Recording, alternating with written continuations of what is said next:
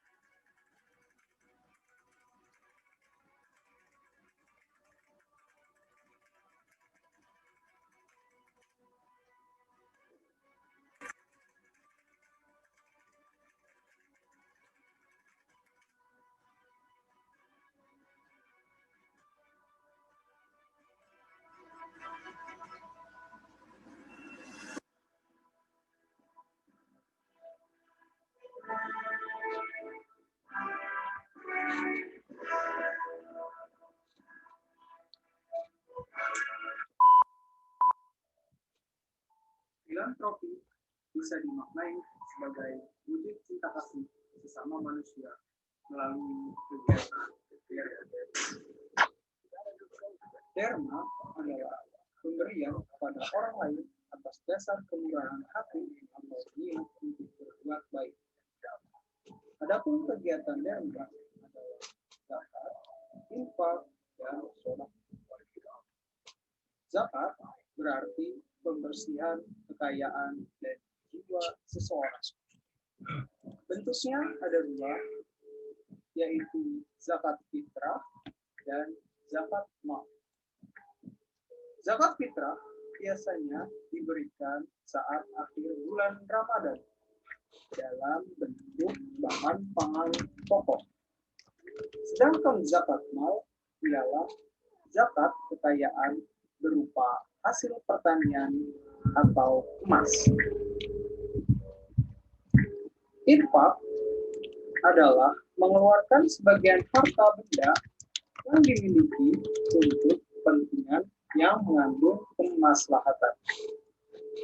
Dalam infak tidak ada nisab, karena itu infak boleh dikeluarkan oleh siapa saja yang berpenghasilan tinggi maupun rendah, di saat lapang ataupun sempit. Selanjutnya ada sedekah.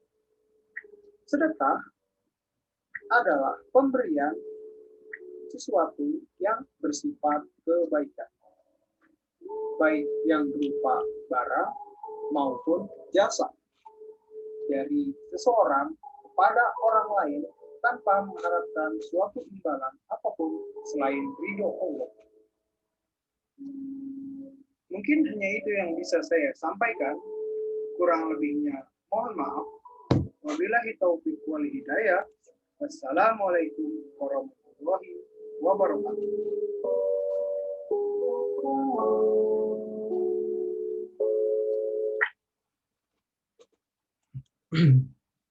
Nah, baik teman-teman, terima kasih sudah menyaksikan. Ada suaranya nggak tadi? Ada, Des. Oke. Nah, berikutnya saya akan share screen dulu deh.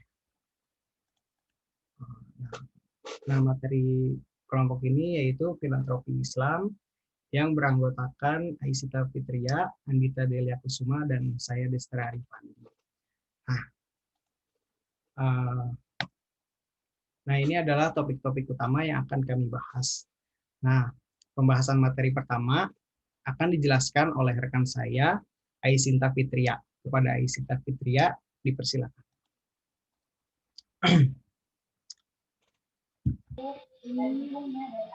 Baik, apakah ada suaranya? Ada, Ai. Ya. Bismillahirrahmanirrahim. Assalamualaikum warahmatullahi wabarakatuh. Baik, di sini saya akan membahas mengenai konsep filantropi Islam dan instrumen filantropi Islam. Nah, jadi teman-teman sekalian, kata filantropi itu dalam Kamus Besar Bahasa Indonesia memiliki makna cinta kasih kedermawanan kepada sesama. Filantropi berasal juga dari bahasa Yunani, yaitu philos yang artinya cinta dan anthropos yang artinya manusia. Jadi, secara harfiah, filantropi Islam itu adalah konseptualisasi dari praktek memberi pelayanan dan asosiasi dengan sukarela untuk membantu orang lain yang membutuhkan sebagai apresiasi cinta. Nah, jadi dapat disimpulkan bahwa filantropi itu adalah suatu aktivitas atau perilaku sukarela dalam membantu pihak yang membutuhkan sebagai bentuk apresiasi dari rasa cinta terhadap sesama. Nah, kemudian filantropi dalam Islam itu juga sering disamakan dengan al-a'ta al-ijtimai, yang artinya pemberian sosial, kemudian at-takaful al-insani, yang artinya solidaritas kemanusiaan, dan a'ta khairi, yang artinya pemberian untuk kebaikan. Nah, teman-teman, filantropi dalam Islam juga dapat ditemukan dalam Al-Quran dan hadis, seperti perintah untuk infak dalam Quran Surat Al-Baqarah ayat 215, yang artinya, mereka akan bertanya kepadamu Muhammad tentang apa yang harus mereka infakkan. Katakanlah, harta apa saja yang kamu infakkan hendaknya diperuntukkan bagi kedua orang tua, kerabat, anak yatim, orang miskin, dan orang yang dalam perjalanan. Dan kebaikan apa saja yang kamu kerjakan, maka sesungguhnya Allah Maha mengetahui. Nah, itu beberapa definisi dari filantropi dan filantropi Islam. Desra lanjut. Nah, selanjutnya ada beberapa instrumen filantropi Islam, diantaranya ada zakat, infak, sedekah, dan juga wakaf. Nah, zakat itu adalah jumlah harta yang dimiliki oleh seorang muslim dan diberikan kepada orang yang berhak menerimanya dengan berdasar pada syarat-syarat yang telah ditentukan. Nah, yang kedua yaitu ada infak. Infak itu adalah mengeluarkan sebagian harta atau materi untuk kepentingan yang diperintahkan ajaran Islam. Nah, apa bedanya zakat dengan infak?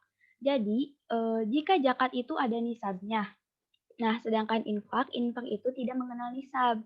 Infak itu dikeluarkan oleh setiap orang yang beriman, baik dalam keadaan lapang maupun dalam keadaan sempit. Nah, kemudian yang ketiga itu ada sedekah. Nah, sedekah itu sama dengan infak, baik ketentuan dan juga hukumnya. Hanya saja, sedekah memiliki arti yang lebih luas daripada infak. Jadi, sedekah itu tidak hanya menyangkut mengenai uang gitu, tetapi juga bersifat non-material. Misalnya, membantu mengangkat barang itu juga termasuk sedekah. Nah, yang terakhir instrumen filantropi Islam yang terakhir yaitu ada wakaf. Nah, wakaf itu berarti menahan sesuatu benda yang bersifat kekal untuk diambil manfaatnya di jalan kebaikan. Atau juga wakaf itu bisa didefinisikan mempertahankan tetapnya harta benda atau al-ain untuk tujuan menyedekahkan manfaat al-manfaah dari benda tersebut. Nah, perlu kita ketahui bahwa nilai pokok harta benda wakaf itu harus tetap, artinya tidak boleh berkurang. Lanjut deh. Nah, kemudian ada penjelasan lebih lanjut mengenai zakat. Nah, zakat itu tidak saja memiliki hubungan langsung dengan Allah, tetapi juga memiliki hubungan dengan manusia secara sosiologis. Kemudian, hukum zakat perlu kita ketahui bahwa hukum menunaikan zakat itu wajib. wajib bagi setiap muslim atau muslimah yang telah memenuhi syarat-syarat tertentu. Nah, mengapa zakat itu wajib? Nah, dikarenakan zakat itu merupakan salah satu rukun Islam dan menjadi salah satu unsur pokok yang penegakan syariat Islam. Sebagaimana hadis Nabi Muhammad SAW yang artinya Rasulullah SAW bersabda, Islam dibangun di atas 5 perkara. Bersaksi bahwa tidak ada Tuhan kecuali Allah dan Muhammad adalah utusannya, mendirikan sholat, melaksanakan puasa di bulan Ramadan, menunaikan zakat, dan berhaji ke Baitullah bagi yang mampu. Hadis riwayat Muslim. Nah, selain itu juga, di dalam Al-Quran juga terdapat perintah menunaikan zakat. Salah satu ayat Al-Quran yaitu Quran Surat At-Taubah ayat 103, yang artinya, ambillah zakat dari sebagian harta mereka. Dengan zakat itu, kamu membersihkan dan mensucikan mereka. Berdoalah untuk mereka. Sesungguhnya doa kamu itu menjadi ketentraman jiwa bagi mereka, dan Allah Maha Mendengar lagi Maha Mengetahui. Nah, adapun syarat-syarat zakat yang dimaksud, seperti yang telah tadi kita jelaskan, bahwa zakat itu wajib bagi setiap muslim yang telah memenuhi syarat-syarat tertentu. Nah, syarat-syarat yang dimaksud itu adalah yang pertama itu memenuhi nisab. Nah, nisab di sini adalah jumlah ukuran minimal harta tersebut, suatu harta itu menyebabkan harta tersebut wajib untuk dizakati. Ya, yang selanjutnya syarat yang kedua yaitu mencapai haul. Haul di sini artinya umur dari harta yang wajib dizakati itu telah mencapai 1 tahun. Nah, namun ada pengecualian. Untuk harta yang berupa hasil pertanian itu di mana waktu wajib zakatnya itu tidak perlu sampai 1 tahun, tetapi saat panen itu juga. Nah, kemudian apa saja harta yang wajib dizakati tersebut? Nah, jadi beberapa harta yang wajib dizakati itu antara lain yang pertama ada emas dan perak. Emas dan perak, baik sebagai mata uang ataupun bukan. Nah, yang kedua yaitu binatang ternak, yaitu unta, sapi, kerbau, dan kambing atau domba dan biri-biri. Nah, itu beberapa binatang ternak yang wajib dizakati. Kemudian barang dagangan dan keuntungannya. Dan yang terakhir itu hasil pertanian dan buah-buahan seperti kurma, kismis, gandum, dan kemudian lanjut deh. Nah, selanjutnya itu ada pihak-pihak yang berhak menerima zakat. Tapi sebelum itu perlu kita ketahui bahwa yang menerima zakat itu disebut mustahik, sedangkan yang membayar zakat itu disebut muzaki. Nah, berikut adalah beberapa penerima zakat berdasarkan Quran Surat An-Nisa ayat 60. Nah, yang pertama itu adalah fuqara atau fakir. Fakir adalah orang yang tidak memiliki harta cukup untuk memenuhi kebutuhan pokoknya, seperti sandang, pangan, dan papan. Nah, yang kedua yaitu orang miskin atau masakin. Nah, adalah orang yang tidak memiliki apa-apa. Mereka hidup dalam ketiadaan harta. Nah, yang ketiga itu amilin atau amil. Amil di sini adalah orang yang bekerja atau bekerja dalam mengurus zakat. Nah, amil ini tidak diupah selain dari zakat tersebut. Kemudian yang selanjutnya mu'alaf. Mu'alaf adalah orang yang baru masuk Islam. Kemudian ada rikob. Rikob itu adalah budak yang dijanjikan merdeka oleh tuannya setelah melunasi sejumlah tebusan yang sudah disepakati bersama dan juga dibayar. Kemudian yang keenam itu gorim. Gorim adalah orang yang memiliki hutang untuk memenuhi kebutuhan pokok.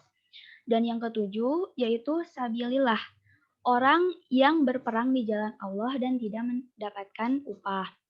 Dan yang kedelapan yaitu ibnu sabil, adalah orang yang memulai bepergian dan kehabisan bekal di perjalanan. Kemudian lanjut.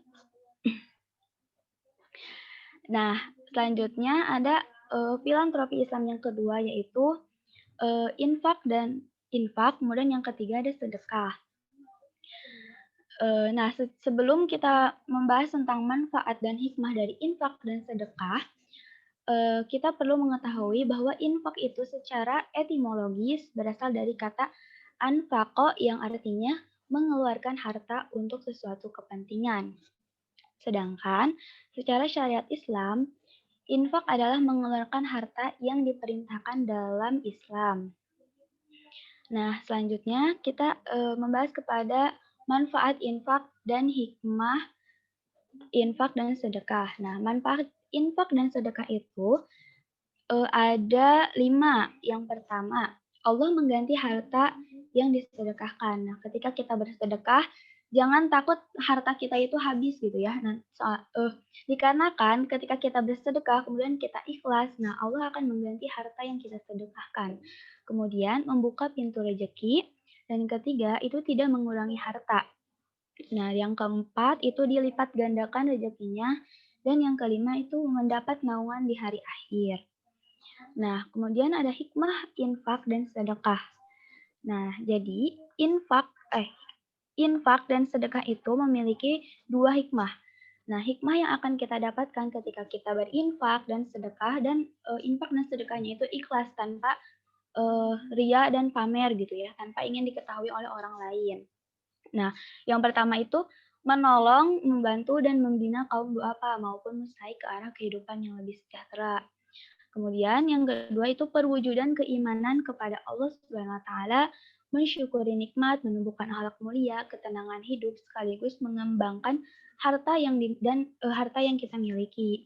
Nah, jadi infak dan sedekah itu merupakan salah satu wujud rasa syukur kita kepada Allah atas nikmat yang telah diberikan kepada kita. Nah, lanjut ya.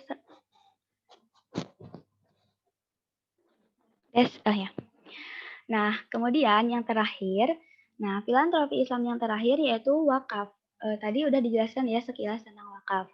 Nah, menurut Al-Utsman menyatakan bahwa wakaf itu berasal dari bahasa Arab, yaitu waqafa yaqifu waqfan, yang berarti menahan, berhenti, atau diam. Nah, secara istilahnya, wakaf itu menahan suatu harta dan memberikan manfaatnya di jalan Allah, memindahkan hak milik pribadi menjadi milik suatu badan atau yayasan yang memberikan manfaat bagi masyarakat dengan tujuan untuk mendapatkan kebaikan dan keridhaan Allah. Nah, misalnya kita memiliki tanah, kemudian kita wakafkan tanah itu untuk membangun masjid, membangun yayasan, atau tempat-tempat yang bermanfaat di jalan Allah dan juga bermanfaat bagi masyarakat yang ada di sekitar tempat yang kita wakafkan. Misalnya terus, kemudian adapun ayat Al-Qur'an yang menjelaskan tentang wakaf adalah Quran surat Al-Baqarah ayat 261 yang artinya perumpamaan orang yang menginfakkan hartanya di jalan Allah seperti sebutir biji yang menumbuhkan 7 tangkai. Pada setiap tangkai ada 100 biji. Allah melipat gandakan bagi siapa yang Dia kehendaki dan Allah Maha Luas dan Maha Mengetahui. Nah, kemudian hukum wakaf itu adalah sunnah, artinya dilakukan dapat pahala dan jika tidak dilakukan maka tidak berdosa. Lanjut. Nah, ada rukun dan syarat wakaf. Jadi ketika kita berwakaf, ada rukun yang harus dilakukan dan juga syarat yang harus dipenuhi. Rukun yang pertama adalah wakif. Syarat dari wakif adalah merdeka, berakal sehat, dewasa, tidak di bawah pengampunan.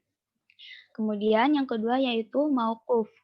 Mauquf itu syarat-syaratnya yaitu bernilai, benda bergerak atau benda tetap, dan benda yang diwakafkan diketahui bentuknya dan jenisnya. Kemudian mauquf alaih. Nah, mauquf alaih dinyatakan syaratnya itu dinyatakan secara tegas pada waktu ikrar dan dinyatakan secara tegas kepada siapa harta tersebut diberikan. Kemudian rukun yang terakhir yaitu sigot atau ijab qabul. Nah, sigot harus munjahah, terjadi seketika, terus tidak mengandung makna pembatalan. Nah, mungkin hanya itu saja yang bisa saya sampaikan. Apabila ada salah dalam penjelasan, mohon diluruskan. Yang selanjutnya akan dijelaskan oleh rekan saya, yaitu Andita.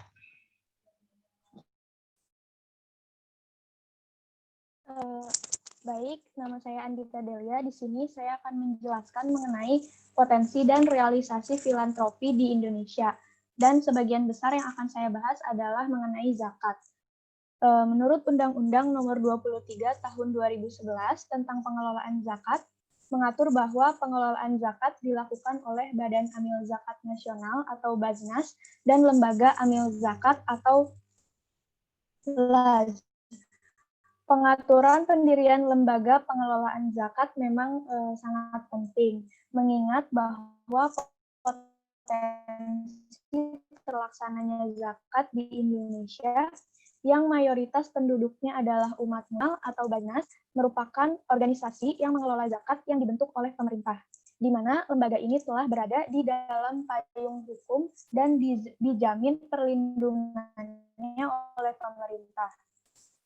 Berbeda dengan Baznas yang dikelola oleh pemerintah, lembaga amil zakat adalah organisasi yang mengelola zakat yang dibentuk oleh masyarakat untuk mendukung pemberdayaan cinta terhadap kedua lembaga tersebut tidak memiliki perbedaan yang signifikan. Hanya saja, Baznas akan lebih mudah mendapatkan izin untuk menggunakan fasilitas negara jika dibandingkan dengan lembaga amil zakat.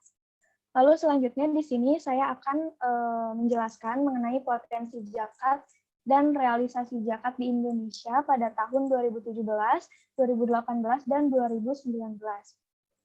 Potensi zakat di Indonesia sangatlah tinggi karena Indonesia adalah negara yang mayoritas penduduknya umat Muslim. Bahkan Indonesia merupakan negara dengan mayoritas penduduk Muslim terbanyak di dunia dengan 80% mayoritas penduduk Muslim. Menurut Outlook Zakat 2017 yang dikeluarkan oleh Puskas Baznas menyebutkan bahwa potensi zakat di Indonesia mencapai 217 triliun, berbeda dengan realitanya bahwa zakat yang terhimpun hanya 6 triliun dari potensi sebesar itu. Lalu pada tahun 2019, potensi zakat di seluruh Indonesia diperkirakan mencapai 233,6 triliun. Di antara provinsi lainnya, Jawa Barat merupakan salah satu provinsi yang memiliki potensi zakat tertinggi, yaitu sebesar 26 miliar. Setiap tahun, penghimpunan zakat nasional mengalami pertumbuhan rata-rata 30,55% hasil dihimpun 5 triliun dan meningkat pula pada 1 triliun. Seiring perkembangan zaman, penyaluran zakat saat ini lebih beragam. Misalnya, individu atau perusahaan bisa berzakat saham atau maupun zakat obligasi. Lalu pada tahun 2019, Baznas berhasil menghimpun dana ZIS dan DSKL di tingkat pusat sebesar 290 miliar, melebihi target yang dicanangkan pada awal tahun sebesar 280 miliar. Direktur Utama Baznas memperkirakan dana yang terkumpul di seluruh daerah di Indonesia bisa mencapai 9,6 triliun hingga 10 triliun, melebihi target yang dicanangkan sebesar 9 triliun. Angka tersebut juga naik sebesar 25% dibandingkan tahun lalu, yaitu sebesar 8 triliun. Menurutnya, kenaikan tersebut tidak lepas dari meningkatnya pelayanan Baznas dan LAZ dengan membuka seluruh kanal donasi sehingga semakin memudahkan proses pemberian zakat dari muzaki di Indonesia. Lalu selanjutnya Destra. Nah, lalu selanjutnya di sini saya akan membahas mengenai berbagai isu masalah seputar pengembangan filantropi Islam di Indonesia. Pengelolaan zakat tentu tidak semudah hanya mengumpulkan zakat, menyimpan, dan menyalurkan zakat tersebut daripada muzaki kepada para mustahik atau penerima zakat. Lembaga-lembaga yang bergerak dalam bidang filantropi Islam ternyata belum bisa sepenuhnya mengoptimalkan peluang yang sangat besar. Beberapa kendala dapat menjadi penyebab kurang optimalnya kemampuan lembaga filantropi Islam tersebut. Kendala tersebut diantaranya adalah keterbatasan sumber daya internal organisasi. Dengan keterbatasan kemampuan sumber daya manusia atau manajemen yang berjalan kurang tepat, akan mengakibatkan lembaga tersebut kurang optimal dalam menjalankan pengelolaan zakat. Lalu yang kedua, pilihan strategi yang dipilih juga dapat mengakibatkan kurang optimalnya keberlangsungan lembaga tersebut. Lalu yang terakhir, kapasitas organisasi dalam mensosialisasikan diri dan mengkampanyekan programnya lebih luas juga dapat menghambat bergeraknya lembaga. Karena hal tersebut bisa mengakibatkan kurangnya pemahaman masyarakat mengenai lembaga tersebut. Pembentukan manajemen yang tepat akan membuat pergerakan lembaga pengelola zakat menjadi optimal dan mendayagunakan potensi-potensi zakat yang belum tergali dalam pemanfaatannya untuk pembangunan. Manajemen yang sistematis akan membuat para amil zakat menjadi profesional, karena dengan adanya amil zakat yang profesional akan membuat masyarakat tidak ragu untuk menyalurkan zakatnya melalui lembaga pengelola zakat tersebut. Mengambil contoh dari kendala dalam pengelolaan zakat, infak, dan sedekah di Baznas Banyuwangi, bahwa kendala yang dialami oleh Baznas Banyuwangi diantaranya adalah sumber daya manusia yang kurang berpengalaman. Sumber daya manusia adalah aset yang paling berharga, oleh karena itu pemilihan amil zakat harus dilakukan secara hati-hati. Selain permasalahan yang muncul dari lembaga-lembaga pengelola zakat, hal yang mampu menghambat perkembangan filantropi di Indonesia juga disebabkan oleh kurangnya kesadaran masyarakat Muslim di Indonesia.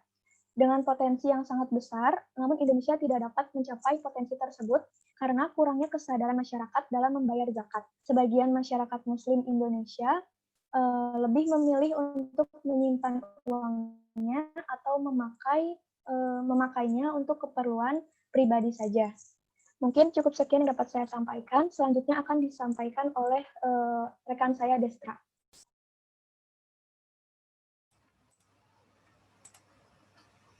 Oke, baik. Sudah terdengar suaranya? Terdengar. Oke. Baik, selanjutnya saya akan menjelaskan mengenai urgensi filantropi Islam dalam pembangunan. Nah, telah kita ketahui ya bahwa masalah ekonomi dalam Islam ialah distribusi yang kurang merata. Nah, distribusi yang kurang merata itu dapat membuat perekonomian tidak bisa berjalan dengan baik. Nah, salah satu cara agar perekonomian tetap berjalan ialah dengan cara berfilantropi, yaitu dengan cara zakat, infak, dan sedekah, atau yang biasa disebut dengan JIS. Nah, JIS secara signifikan dapat menurunkan tingkat ketimpangan. Nah, peningkatan pengumpulan dan penyaluran zakat akan meningkatkan konsumsi rumah tangga miskin dan pada akhirnya akan berpengaruh pada akumulasi output nasional. Nah, yang selanjutnya yaitu filantropi di era digital 4.0. Nah, dengan masuknya era digitalisasi 4.0, maka banyak lembaga filantropi yang dituntut untuk menyesuaikan zaman, yang salah satunya dengan cara menghadirkan konsekuensi digitalisasi, seperti merubah proses dan kegiatan operasionalnya, yang semula dari layanan konvensional melalui layanan digital. Nah, yang selanjutnya, bagaimana sih peluang filantropi ini dalam digitalisasi? Nah, pasti teman-teman di sini sudah tidak asing lagi kan dengan situs kitabisa.com. Nah, jika belum tahu, kitabisa.com ini merupakan situs penggalangan dana dan donasi secara daring yang dirintis sejak tahun 2013. Nah, per April tahun ini, kitabisa.com bisa menghimpun dana dari publik hingga mencapai 100,16 miliar yang berasal dari 275 donatur. Nah, pada periode 2015-2016, Kitabisa tumbuh hingga 800%. Ini merupakan angka yang sangat fantastis dalam kemajuan filantropi di era digitalisasi ini. Nah, yang selanjutnya, strategi apa yang bisa cara pengumpulan zakatnya itu kayak gimana sih? Nah, yang pertama ada platform digital atau website seperti kitabisa.com yang tadi. Nah, yang selanjutnya ada e-commerce seperti Tokopedia, Lazada, Shopee, dan lain-lain. Nah, yang terakhir melalui media sosial seperti Instagram, WhatsApp, Line, dan lain-lain. Dan contoh realnya seperti dana kemanusiaan yang disediakan atau yang diselenggarakan oleh Himpunan Pendidikan Ekonomi. Nah, mungkin cukup sekian materi yang saya sampaikan. Saya berharap hasil presentasi yang kami berikan tadi bisa bermanfaat untuk teman-teman semua. Bila merasa ada kekurangan atau kesalahan, saya meminta maaf karena kesempurnaan hanya milik Allah. Nah, untuk sesi selanjutnya itu ada sesi tanya jawab. Silahkan bagi teman-teman yang ingin bertanya, bisa melalui kolom chat atau bisa di-unmute terlebih dahulu. Mau dong bertanya, Des? Iya, silakan. Bentar loh. Sebelumnya terdengar gak suaranya atau putus-putus? Terdengar. Sangat jelas, Irgi. Siap. Saya mau bertanya, kan di Indonesia itu ada undang-undang bagi pengemis dan pemberi pengemis. Itu hukumnya gimana ya dalam Islam? Karena bagi saya itu kan merupakan salah satu bentuk kemanusiaan. Cuman ya gimana hukumnya gitu, apalagi pengemisnya teh kayak sehat, gitu, bekerja, kayak gitu, hukumnya gitu. Terima kasih.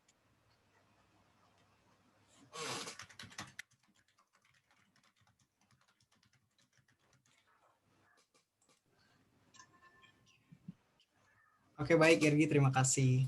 Ada lagi yang ingin bertanya? Izin bertanya, Kang Destra. Boleh. Iya. Saya ini kan masih sering main sosial media gitu ya. Kayak Facebook tuh. Facebook saya masih main gitu kan ya. Dan di Facebook juga kan tadi benar apa yang disampaikan Kang Destra bahwa saat ini sudah era digital 4.0 gitu ya. Dan banyak gitu. Di Facebook pun banyak iklan-iklan yang yang tujuannya untuk menghimpun dana gitu ya. Cuman permasalahannya adalah di iklannya itu sering menimbulkan keraguan gitu. Contohnya nih ya, di Facebook tuh banyak banget iklannya tuh, iklan kemanusiaannya gitu kan ya, kayak DP terancam hangus. Akankah surau di Sydney berdiri tahun ini? Patungan 150.000 agar Desember 2020 bisa lunas. Terus ada lagi, dahsyatnya sedekah air, satu sumur digunakan 115 warga desa, aliran pahala tak terhingga. Terus yang terakhir, ini berikan harapan melalui Rp1.000 OVO, GoPay, ShopeePay, link aja. Yang judulnya itu, Melin yakin kalahkan kanker darah. Tetapi dari iklan-iklan itu bahkan banyak gitu yang menimbulkan keraguan gitu ya. Nah, hukumnya bagaimana kalau kita sebagai pemberi tapi masih ada keraguan dalam hati kita gitu untuk bersedekah gitu. Baik Riki, terima kasih. Apakah ada yang ingin bertanya lagi?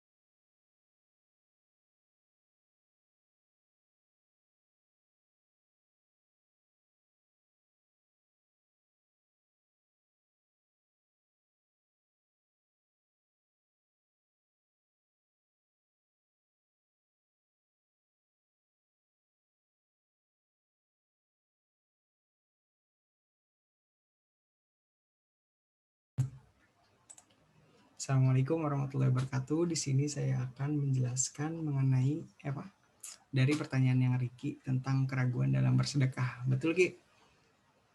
Waalaikumsalam.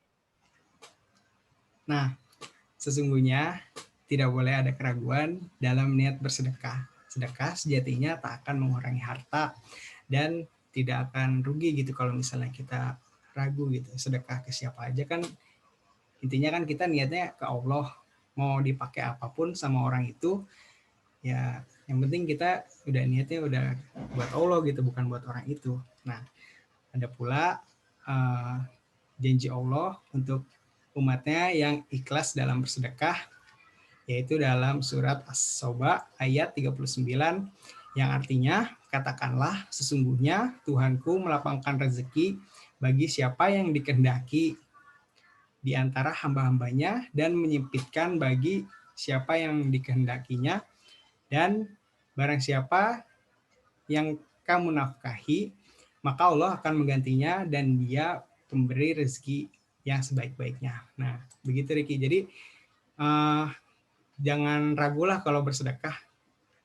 Begitu Riki. Gimana Riki? Ya,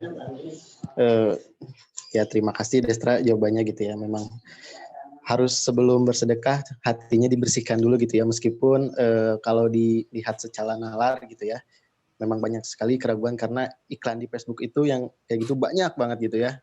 Dan temanya tuh beda-beda gitu. Ada yang pembangunan lah, ada yang buat kemanusiaan lah gitu. Tapi hampir setiap hari itu ada gitu dan sering di follow up gitu berita-berita gitu. Cuman salah satunya mungkin itu ya salah satu kekurangan dari adanya filantropi digital gitu ya. Masih sering gitu, menimbulkan keraguan gitu. Ya gitu. Baik. Turnuhun Kang Desra. Siap Riki. Ada lagi yang ingin bertanya teman-teman?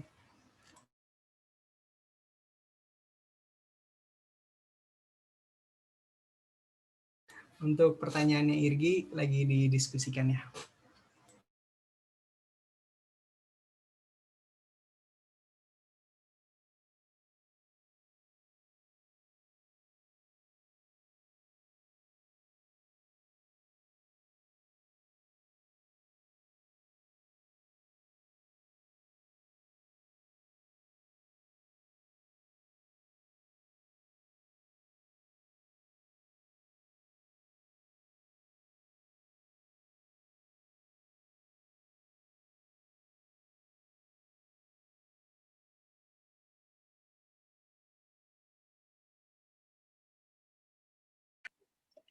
Assalamualaikum warahmatullahi wabarakatuh. Ada suaranya nggak? Ada Adit. Sebelumnya maaf ya off cam karena jaringannya kurang mendukung. Di sini saya akan menjawab pertanyaan dari Irgi. Pertanyaannya itu bagaimana sunnah memberikan uang kepada pengemis, gitu bukan Gi? Iya, bagaimana hukumnya, Dit? Bentar. Jadi Islam kan juga menegaskan ya bahwa bersedekah atau memberi dalam hal ini itu pokoknya sangat dianjurkan oleh Islam. Jadi dengan demikian hukum memberi uang kepada pengemis yang membutuhkan itu merupakan sunnah. Namun hukum sunnah ini bisa berubah bergantung pada kondisinya. Contohnya, jika ada pengemis dalam kondisi darurat, yaitu kondisi ia sudah kelaparan dan tak punya makanan sedikit pun, nah, dalam kondisi seperti ini, sedekah hukumnya diwajibkan, sebab tak ada cara lain untuk menolongnya kecuali dengan sedekah. Namun, sebagai catatan bahwa sebuah sedekah dapat menjadi haram hukumnya jika diketahui pengemis itu akan menggunakan sedekah itu untuk kemaksiatan. Misalnya digunakan untuk berjudi, berzina, atau minum minuman keras, atau melakukan tindakan dosa lainnya. Hukum sedekah dalam kondisi ini menjadi haram karena telah menjadi perantara pada yang haram. Sedekah kepada pengemis juga menjadi haram jika diketahui pengemis itu tidak termasuk orang yang boleh mengemis atau meminta-minta. Misalnya bukan orang miskin. Dalam masalah ini ada dalil khusus yang mengharamkan meminta-minta, kecuali untuk 3 golongan tertentu. Sesuai sabda dari Nabi, yaitu meminta-minta tidaklah halal kecuali untuk 3 golongan. Yang pertama, orang fakir yang sangat sengsara, orang yang terlilit hutang, dan orang yang berkewajiban membayar diat. Mungkin segitu jawabannya, Irgi, gimana? Ya, cukup kita. Terima kasih. Iya, terima kasih, Irgi.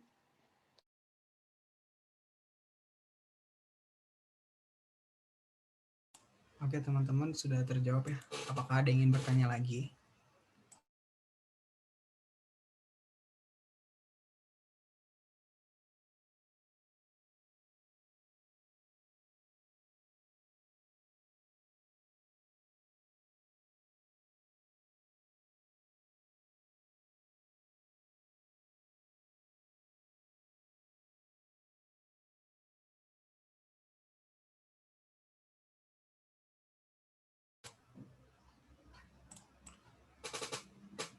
Nah, ini ada tambahan dari saudari Inka dari pertanyaan Ricky yang tadi, yaitu kita juga bisa memberi atau bisa pilih-pilih agensi atau lembaga mana yang bisa menampung uang kita nantinya, kayak menampung uang yang udah punya nama ataupun rekomendasi dari orang terdekat, karena yang penting tujuan kita bisa tersampaikan. Terima kasih.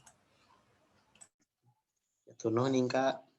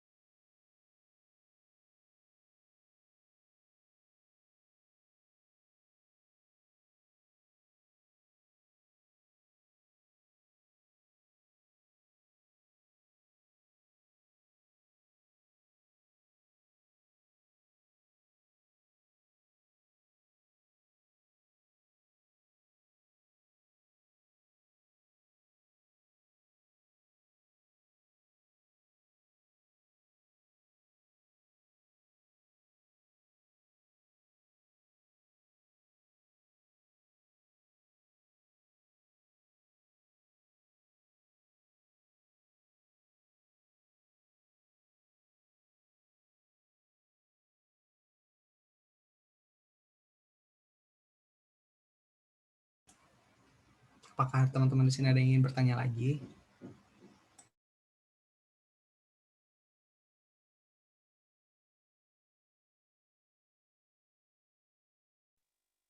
Cukup sepertinya, Des. Dari Asep cukup, Des. Oke, baik. Baik, kalau cukup, kita ucapkan alhamdulillah bersama-sama. Alhamdulillah, semoga ilmu yang diberikan bisa bermanfaat bagi teman-teman semua. Mohon maaf bila ada kesalahan dari saya ataupun tim saya. Kurang lebihnya mohon maaf. Assalamualaikum warahmatullahi wabarakatuh. Waalaikumsalam warahmatullahi wabarakatuh. Pasti.